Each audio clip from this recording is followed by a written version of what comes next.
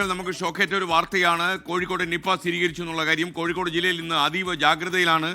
ആരോഗ്യവകുപ്പ് മന്ത്രി കെ മുരളീധരന്റെ നേതൃത്വത്തിൽ ഇന്ന് തലസ്ഥാനത്ത് യോഗം നടക്കും. അതുപോലെ കോഴിക്കോട് ജില്ലാ കളക്ടറുടെ നേതൃത്വത്തിൽ കോഴിക്കോട്ട് ഉന്നതതല യോഗമുണ്ട്.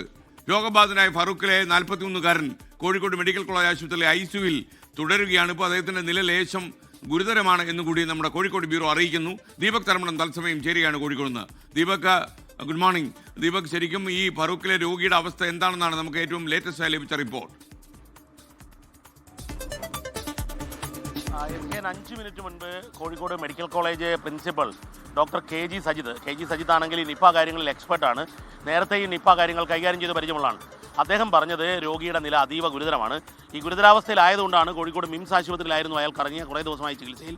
അവിടെ നിന്നും മെഡിക്കൽ കോളേജിലേക്ക് ഷിഫ്റ്റ് ചെയ്തത്. അതായത് ഇന്നലെ പ്രാഥമികമായ പരിശോധനയിൽ നിപ്പ സംശയിക്കുന്നു, മിംസിലെ പരിശോധന. അത് കഴിഞ്ഞ് മെഡിക്കൽ കോളേജിൽ വിശദമായ പരിശോധന നടത്തുന്നു. ആ പരിശോധനയിൽ നിപ്പ കൺഫേം ചെയ്യുന്നു. അങ്ങനെ പെട്ടെന്ന് തന്നെ മെഡിക്കൽ കോളേജിലാണെങ്കിൽ നേരത്തെ ഈ അഗോള വ്യാപകമാവുന്ന പശ്ചാത്തലത്തിൽ ഒരു തയ്യാറെടുപ്പ് നടത്തിയിരുന്നു. അതിനുവേണ്ടി ഒരു ഐസൊലേറ്റഡ് വാർഡ് നേരത്തെ തന്നെ മെഡിക്കൽ കോളേജിൽ ഒരു പ്രിപ്പറേഷൻ ഉണ്ടായിരുന്നു.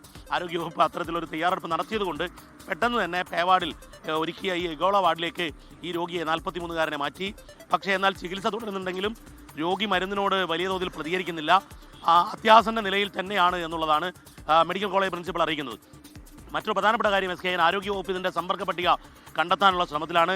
നിരവധി ആരോഗ്യ പ്രവർത്തകർ ഉൾപ്പെടെ ഇതിൻ്റെ സമ്പർക്ക പട്ടികയിൽ ക്വാറന്റൈനിലേക്ക് പോകേണ്ടി വരും. ഇന്നലെ ആരോഗ്യമന്ത്രി കെ മുരളീധരൻ ആദ്യം തന്നെ ഈ കാര്യത്തെക്കുറിച്ച് 24 പ്രതികരിച്ചത്. അതിൽ അദ്ദേഹം പറഞ്ഞത് സമ്പർക്ക പട്ടിക വലുതായിരിക്കും എന്നുള്ളതാണ്.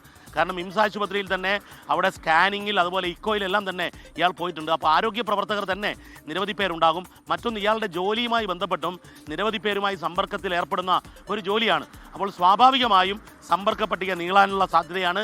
ഏതായാലും ഡിസ്ട്രിക്ട് സർവൈലൻസ് ഓഫീസർ ആരോഗ്യവകുപ്പിൻ്റെ ആ രീതിയിലുള്ള ശ്രമങ്ങൾ ആരംഭിച്ചിട്ടുണ്ട്. തദ്ദേശ സ്വയംഭരണ വകുപ്പുമായി ചേർന്നുകൊണ്ടാണ് ഇത്തരത്തിൽ ഉറവിടം കണ്ടെത്തുക, അതുപോലെ തന്നെ സമ്പർക്ക പട്ടിക കണ്ടെത്തുക. ഇവരെല്ലാം ക്വാറന്റൈനിലേക്ക് പോകണമെന്നുള്ളതാണ് ആരോഗ്യമന്ത്രി ഇന്നലെ തന്നെ 24-ലൂടെ അദ്ദേഹം പറഞ്ഞത്. SKN മറ്റൊരു കാര്യം, ഈ നിപ്പ തുടർച്ചയായി വരുന്നു എന്നുള്ളതും ഒരു പ്രധാനപ്പെട്ട കാര്യമാണ്. ആശങ്കയല്ല, ജാഗ്രതയാണ് വേണ്ടത്. കാരണം ഏതെങ്കിലും രീതിയിലുള്ള രോഗലക്ഷണങ്ങൾ കണ്ടാൽ തൊട്ടടുത്ത ആരോഗ്യ കേന്ദ്രത്തിൽ ചികിത്സയിലാവുക എന്നുള്ളതും മറ്റൊന്ന് മറ്റുള്ളവരുമായി സമ്പർക്കത്തിൽ ഏർപ്പെടാതിരിക്കുക എന്നുള്ളതുമാണ് വേണ്ടത്.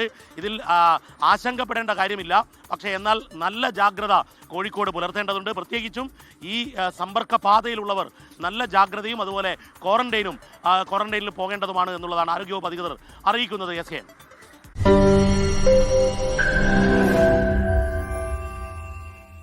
ലോകത്തെവിടെയായാലും ഏത് സമയത്തും 24 വാർത്തകളും ഓഗ്മെന്റഡ് റിയാലിറ്റി പാക്കേജുകളും എക്സ്പ്ലെയിനറുകളും വിശദമായി കാണാൻ ഞങ്ങളുടെ YouTube ചാനൽ നിങ്ങൾക്ക് സബ്സ്ക്രൈബ് ചെയ്യാം.